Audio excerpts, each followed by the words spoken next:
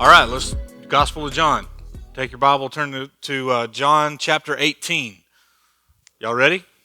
Excited? Sleepy? Full of cobbler? All right, well, I'll try to talk fast. Maybe we can keep you awake. We'll see. Okay, so we're moving through, getting toward the end of John's Gospel. So tonight is week 33 of this, and we got several more weeks to go. So we've made it through all of these really significant events and different signs and things, and now we're in this cross and resurrection section. So this goes from 18 to 20 is the arrest, the crucifixion, and the resurrection. And then chapter 21 is like an extra ending that gets put on there. So chapter 18 is where we're going to be. Now this section is very familiar to us, right? We've all read the story of the arrest in the garden and how Jesus was crucified and he was beaten and all that, and he died and rose again. And we all think we know everything about that, don't we? Because we were raised in church, we've heard it a million times. But John's gospel is different than the other three gospels, right? He's doing a lot of different things. And he's kind of written this section and dropped in some little connections to the Old Testament that provide a lot more meaning to this than what we might think. So when we think about Jesus dying on the cross, we think, okay, he died for our sin and now we can go to heaven. That's kind of how we boil it down to a nutshell kind of thing. So, but John is trying to tell us there's more to it than that. Jesus is doing a lot more than just dying for your sins so you get a free ticket to heaven kind of thing. There's more to it. So we're going to kind of dig into that a little bit tonight, but that'll become more apparent as we keep going. So let's start in verse 1. You ready? Okay. When Jesus had spoken these words, remember he's been talking for like 4 chapters straight, right? When he had spoken these words, he went out with his disciples across the brook Kidron. We'll come back to that. Where there was a garden, which he and his disciples entered. Now Judas, who betrayed him, also knew the place, for Jesus often met there with his disciples. He often met with his disciples in a garden. I think that might be an indication we should be thinking about the garden thing, right? Okay, now, there's a few connections here I want to make quickly because I really want to spend time on this garden thing. So the Kidron, the brook of Kidron, that's the Kidron Valley. That's if Jerusalem is sitting here, the valley comes around this way, and then there's another valley over here, the valley of Hinnom, which is called Gehenna. It comes around on this side. So Jerusalem sits on top of this small mountain with these two valleys around it, okay? So he's going out and he's crossing there into the Mount of Olives, okay, which is where the Garden of Gethsemane is. Gethsemane, the word itself means olive press. So that's where they're at. So they're going into the Garden of Gethsemane here, even though John doesn't call it Gethsemane, all the other Gospels do. John wants to point out that they're in a garden. Now, don't you think there's some significance to that, right? Now, he often met there with his disciples. Here's what that means. When Jesus was around Jerusalem, he often had little rabbi study time in the garden that's outside the city walls on the Mount of Olives, okay? So Jesus apparently likes to hang out in a garden with his people. Sound familiar? Like Genesis chapter 2, where God likes to hang out with Adam and Eve in the garden, right? Okay, so if we've been learning this whole time that John has got Genesis and Exodus on his brain the whole time he's writing this, and he keeps dropping little hints of it here and there, then we need to figure out what garden stuff does he want us to be thinking about, because he's mentioned it here. And he's going to keep mentioning it throughout this whole section of Scripture. So he mentions it here at Jesus' arrest. He's also going to tell us later that Jesus is crucified in a place where there was a garden. And he's buried in a tomb that was in a garden. So if he's making sure to tell you that, then we should see what might be connected here. So I've done that for you, and I'll just give you a few of them, okay? Sound good? All right. Now, if you're looking at our app, there's more detailed notes on this with verse references and all that. I just kind of summarized it here to give us something easy to look at. So here's some Eden connections in John's gospel. When God creates Adam, he draws him in the mud, right? Because he draws him in the dust, but there was a mist coming up. So there's kind of like, he's like a potter. He's making something with clay, right? So he draws him out, and then he breathes into him the breath of life. But in Hebrew, it's the ruach of life, which is the same word for spirit. So he breathes the spirit of life into Adam when he creates it, right? That's what happens in the garden. At the end of John's gospel, after the resurrection in chapter 20, Jesus is going to look at his disciples and he breathes on them and says, receive the Holy Spirit. So, doesn't that kind of sound like Jesus is doing the whole garden scene in Genesis all over again? It's a new creation. That's what Jesus is after here. So that's one connection. Here's another one. You may never notice this, but in Genesis chapter 2, the woman is not called Eve. She's just called the woman. And she doesn't have a name until the end of chapter 3 after the fall. It says that Adam called her name Eve. In Hebrew, it's Havah, which means life. Her name means life because she is the mother of all living, is what it says in Genesis 3. But at first, she's just called the woman. Now, you might not have noticed this, but in John's gospel, every time Jesus is addressing a female, he calls her woman. It's not till the end that he starts calling females by name. Isn't that interesting? Remember in John 2, John 2, where he changes the water into wine. Remember, Mary comes to Jesus and says they've run out of wine, and he looks at his mama and says, woman, what does this have to do with me? And we thought, well, that's kind of weird for you to, if you called your mom woman, it wouldn't turn out so well, would it? Right? Yeah, you'd be ducking, right? So you're supposed to notice that was strange. And if you keep following that, when he's talking to women, he often calls them just woman. But at the end, when he's on the cross, he looks down at his mother, and he tells John, who's standing there, he says, behold your mother. He calls her mother instead of woman. Eve is the mother of all living in chapter 2, and then he calls her mother at the cross.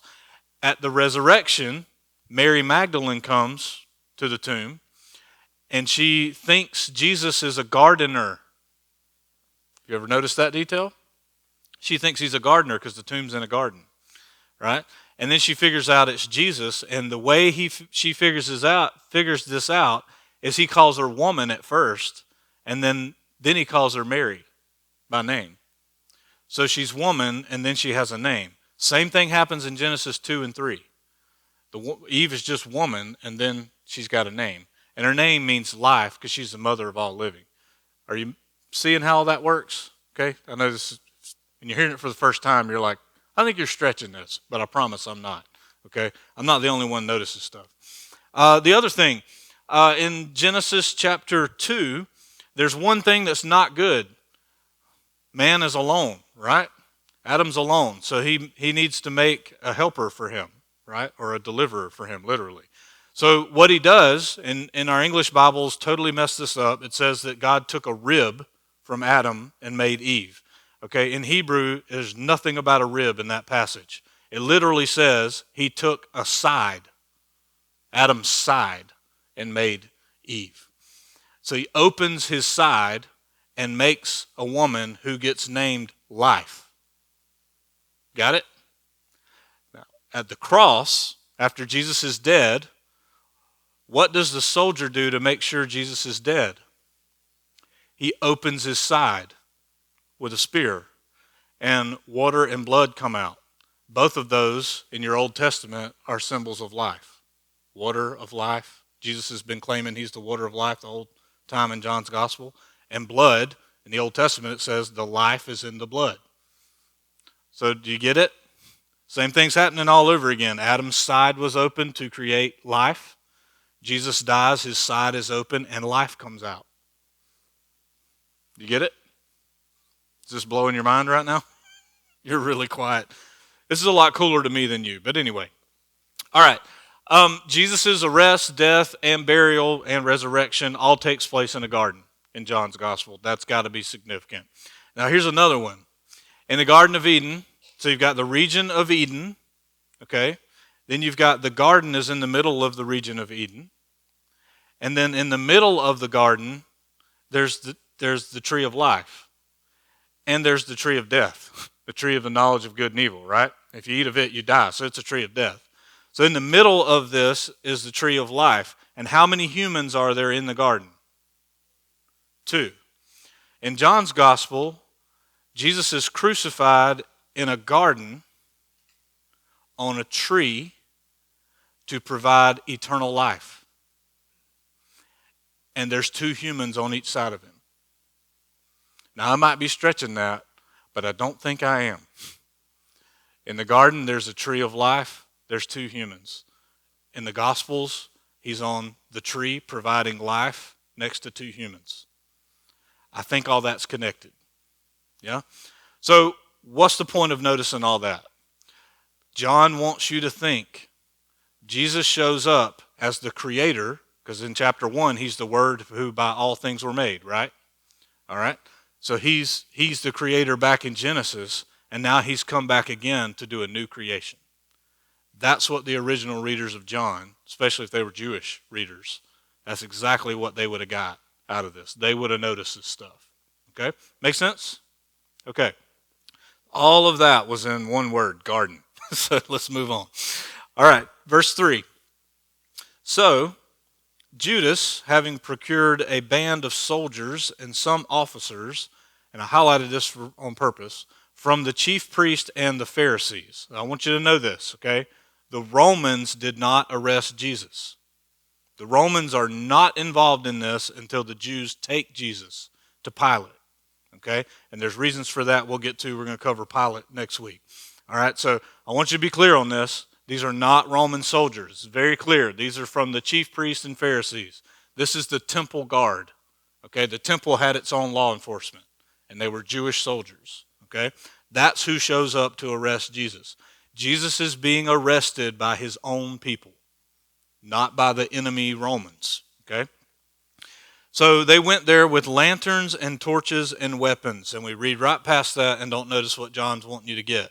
Why do you need lanterns and torches? It's nighttime. Now, is nighttime significant in John's gospel? Yeah, remember Nicodemus comes to him at night and he's confused the whole time. A lot of other things happen at night and it's always bad. There's a storm at night on the sea and Jesus walks on the water, right? So John wants you to remember, he's going to tell you again in a few minutes, it's nighttime. So the music's supposed to go like in the minor key and get eerie at this point, right? This is darkness trying to overcome the light. Back from chapter 1. Okay, now then Jesus, knowing all that would happen to him, came forward and said to them, "Who do you seek?" You notice the contrast there. Jesus knows everything, so he asked them, who you looking for? Okay, y'all didn't get it. But anyway, I thought that was funny. He points out, Jesus knows everything, so he asked him a question. Who do you seek? All right? They answered him, Jesus of Nazareth. And Jesus said to them, I am. Now, your translation probably says, I'm the one, or I am he. And they butchered it. In the Greek, it's ego eimi, I am. Significant title, right? Yeah. Judas, who betrayed him, was standing with them. And when Jesus said to them, I am, they drew back and fell to the ground. It's awesome. All he did was say, I am, and they all fell down. Isn't that interesting? Now, he said, I am several times, like 7 times in John's gospel, and nobody fell down. Now, some of them like tore their clothes and said blasphemy, right? But in this moment, something different he's saying something with more power here because it freaks everybody out and they fall down, right? So he's invoking, and he was probably most likely speaking Aramaic. And a lot of those words sound a lot like Hebrew. So it would have sounded something like Yahweh or Ehweh. And they would have known exactly he's invoked the name of God. So they all fall to the ground. What's funny about this is if you go to arrest a guy and he says 2 words and you fall down, are you going to get up and still arrest that guy? No, but that's exactly what they're about to do. Like, I would have just went home. Like, y'all arrest him, I'm going to the house, right? That guy, I think he actually is the I am, right? So they asked him again. So he asked them again, who do you seek? So they're all like getting up and dusting off and freaked out. And he goes, no, who were you looking for now again? I forgot from the last 2 seconds ago I asked you. And they said, Jesus of Nazareth. So he said, well, I told you that I am. So if you seek me, let these men go. And this was to fulfill the word that he had spoken, of those whom you gave me, I have lost not one. Remember in that prayer when he's talking to God and he says, he's talking to the Father, and he says, the ones that you've given me, I have lost none of them except for that one who really wasn't part of us to begin with, Judas. So John's going back to that and saying he's fulfilling it here. He says, let these people go, because if they hang out and try to defend Jesus, they're going to get arrested too, right?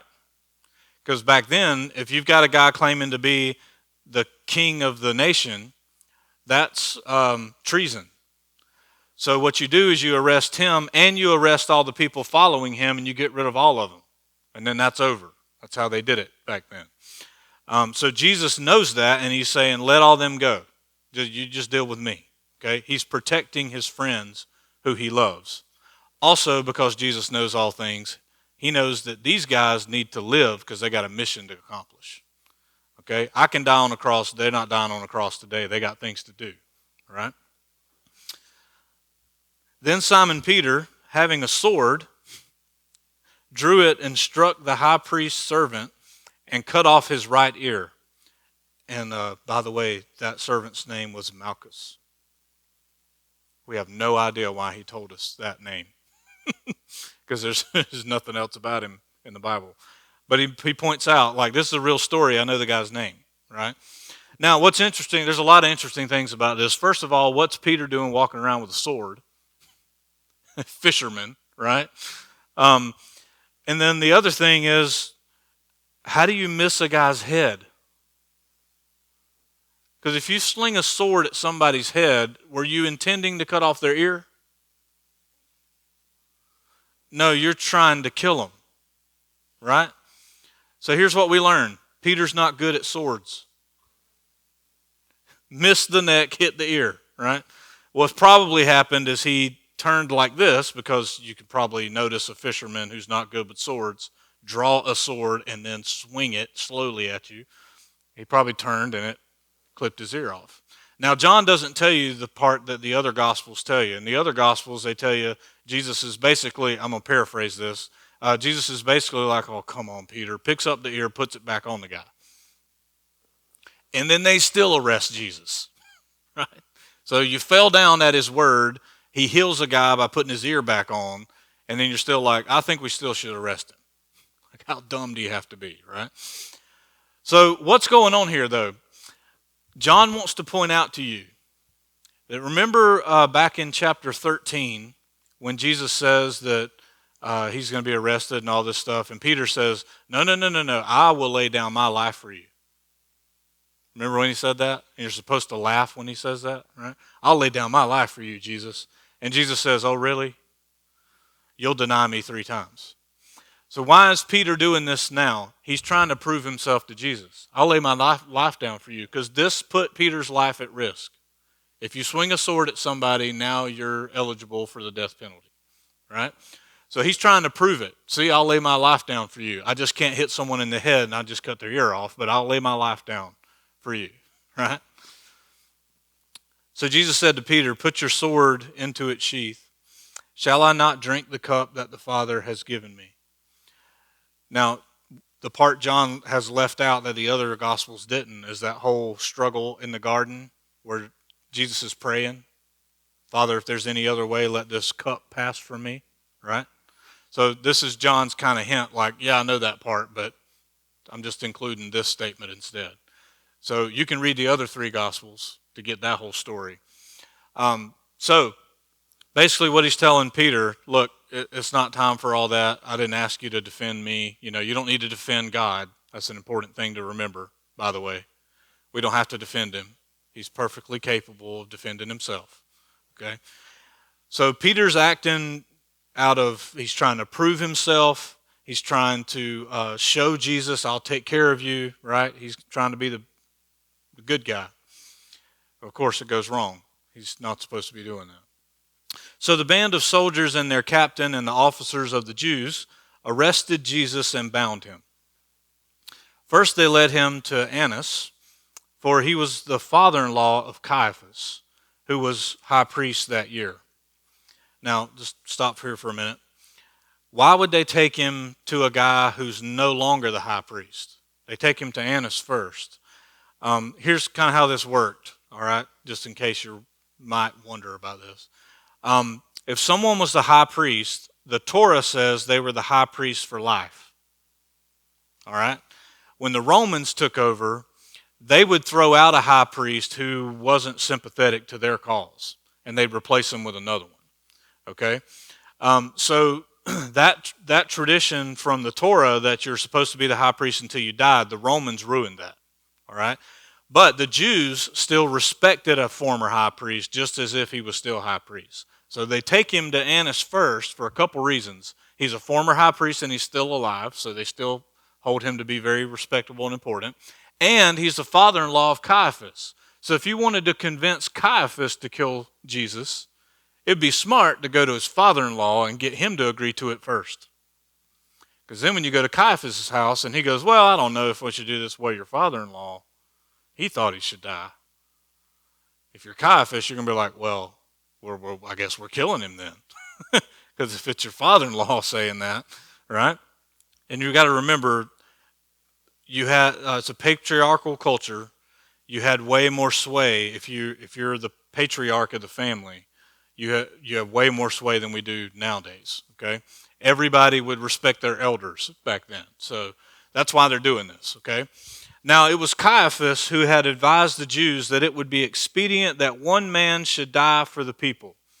Do you remember Caiaphas saying that a few chapters ago? They had this little meeting, and everybody was arguing about it, and he said, hey, look, I got a solution. Wouldn't it be better if this one guy died than for Rome to come in and take us all out? And then John whispers to you, the narrator, he goes, he had no idea what he was saying. He had no idea that he was actually saying what was going to happen, right? So that's what John's linking back to here. So they lead him to the former high priest first. Simon Peter followed Jesus, and so did another disciple. Who do you think that is? The other disciple. Oh, it's already got Peter here. Peter followed Jesus, and so did another disciple. John. Yes. Since that another disciple, was known to the high priest. So he entered with Jesus into the courtyard of the high priest, but Peter stood outside at the door. Now, just pause here for a second. If the other disciple is John, which that's what John calls himself throughout this gospel, he's either the beloved disciple, the one who Jesus loved, or he's just the other disciple, right? All right, so if this is John, how does John, a fisherman from Galilee, have any connection with the high priest? Now, in your notes, I traced that, and I've kind of explained it. I don't want to spend a bunch of time on it. There's pretty good evidence that John is related to Jesus. And John is related to the priesthood. That's how he knows the high priest. Okay? So if you want in the Q&A trace that down, I'll show you how all that works. But for sake of time, let's just move on. But so Peter stood outside the door because Peter doesn't know the high priest. He don't have any connections. All right? So he's hanging out. Plus, the guy whose ear he cut off is a servant of the high priest. I'd stand outside too because I would think he'd walk in there and be like, hey, some fisherman cut my ear off and that guy put it back on. Right? If I'm the guy swinging the sword, I'm probably hanging out outside. Right? So he stood outside. So the other disciple, who was known to the high priest, make sure to tell you that again, went out and spoke to the servant girl who kept watch at the door and brought Peter in. So John goes outside, talks to the doorkeeper, and says, hey, he's with me, he can come in too. So they go in. But the servant girl at the door said to Peter, you also are not one of this man's disciples, are you? And he said, I am not. But Jesus, when they came and asked him, he said, I am. Peter says, I am not. He denies it. Now the servants and officers had made a charcoal fire, because it was cold. That's John telling you, remember, it's nighttime in Israel. At nighttime it cools off. It can be blazing hot in the daytime and freezing at night. Right? And they were standing and warming themselves. Peter also was with them, standing and warming himself. Okay, so we got one denial. All right. Now, the reason why I highlighted charcoal fire is because there's only two places in John's gospel where he mentions a charcoal fire. It's here when Peter's denying Jesus. And the next time you see it, it's Jesus who's built a charcoal fire, and he gives Peter 3 more chances. He says, do you love me? 3 times. The only 2 places charcoal fire is mentioned in John's gospel is at his denial and at his second chance. Isn't that interesting? This is how John writes. He wants you to notice this stuff. Okay? So Peter's denied him once, and remember, Peter's already been told he was going to do this. Remember when he said, I'll defend you and I'll give my life. He says, you'll deny me 3 times before dawn, before the rooster crows. So we got one denial. The high priest then questioned Jesus about his disciples and his teaching. Jesus answered him, I have spoke openly to the world. I have always taught in synagogues and in the temple where all Jews come together. Come together. That's I didn't do the Greek here, but I would almost bet the word here is ecclesia. Assembly, right? Same word for church. I could be wrong. I'll have to check the Greek. But he says, I've said nothing in secret. Now, let me point something out to you. This little trial they're having at the former high priest house is illegal. But you wouldn't know that because John assumes you already know this, okay? So let me just tell you a few rules they're breaking. First of all, in Jewish law, you cannot hold a trial at night. It has to be done in the daytime. So they're breaking that rule. Secondly, if you have a trial, you have to do it in the Sanhedrin court, which is at the temple. You can't have a private court in somebody's house. So they're breaking that rule. And Jesus is kind of sticking it to them on this. He's like, hey, I speak openly out in public, not in secret. Wink, wink. Like, you're having a trial at night, in secret, in the wrong place. That's not how I do things. I just talk openly. I go to the synagogue and the temple and all that. So why do you ask me? Because you're breaking another rule by asking me and not asking witnesses. You're supposed to have witnesses, right? So why don't you ask those who've heard me, have heard me and what I said to them? They know what I said. So that's his opening statement, right? You're breaking all the rules. And why are you asking me if I'm the one who's supposedly guilty? Why don't you ask other people? When he had said these things, one of the officers standing by struck Jesus with his hand. He slaps him in the face. Most likely backhanded him. Is that how you answer the high priest? To which Jesus could have said, former high priest. We're not at the high priest's house right now. We're not at Caiaphas' house yet. Right? Is that how you answer the high priest? And here's Jesus' answer. If what I said is wrong, bear witness about the wrong. In other words, show me where I'm wrong in what I just said. But if what I said is right, why do you strike me? You just broke another law. You struck a fellow Jew without showing just cause. Right? Because beatings were part of a judgment in that time. You would get flogged or whatever. You can't just haul off and hit somebody without proving they're guilty. So Jesus this whole time is punching holes in everything they're doing just by what he's saying. Annas then sent him bound to Caiaphas, the high priest. So he basically decides, all right, we're going to send him on to the guy who's really in charge. and see what happens there. Now Simon Peter was standing and warming himself. So they said to him, "You also are not one of his disciples, are you?" And he denied it and said, "I am not."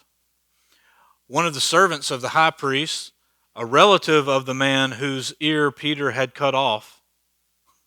I love how John loves to point out Peter's flaws. He doesn't stop doing that, by the way. On Resurrection Sunday, John and Peter run to the tomb when the women come back and say he's not there anymore. They run, and John points out that he outran Peter. I just think that's hilarious. Like, why would you include that detail? Because John knew Peter might read this. Right? Anyway, actually, Peter died probably before John wrote, but that's another story. So he's a relative of the one who got his ear cut off, and he asked, "Did I not see you in the garden with him?" Like, it'd be kind of hard to mistake you, Peter. You know, you just threw a sword at a guy. I remember you. And that was my cousin, man. That's what he's saying. "Didn't I see you in the garden with him?" And Peter denied it again, and at once a rooster crowed. So he's now denied him 3 times, exactly how Jesus said he would. So, what are we supposed to get just from this section? Now, there's much more to this that we'll talk about next week, because he's going to go to Caiaphas' house, and there'll be a little trial there where they break all the rules again, and then they're going to send him to Pilate, because they need the Romans' permission to execute him. Okay, they cannot do that on their own because they're under Roman rule. So we're going to get to that later. But what do we have? What do we really need to see from this tonight? Well, there's a lot of things. First of all the garden language tells us that Jesus shows up here on earth. He's the creator, and he's here to finish the job of creation. Because you may not know this, but in day 7 of the creation story, our English Bibles don't do it justice. But what it says is that on the 7th day, God rested from all the work he began to do. Our English Bibles tend to make it past tense, all the work he had done. The Hebrew says he rested from all the work he began to do. So Hebrew readers would have known he starts the creation, but he's not finished yet. Interesting. So Jesus comes on the scene, and his whole story gets described as if he's finishing the job. And what's the last 3 words from the cross in John's gospel? It is finished. Yeah. He came to finish the job and have a new creation. That's what we're supposed to learn from this story. So I thought I had a slide saying that, but I guess I cut it out. So that's the main point of what I wanted you to get tonight, is that we should be reading this story not about a man who died on the cross for the sins of the world. That's true. That's not the only point being made, though. There's more to it than just your sin problem. There's a whole creation he wants to fix. And dying for our sins was one step in that direction, right? And remember, the gospel is not about going to heaven.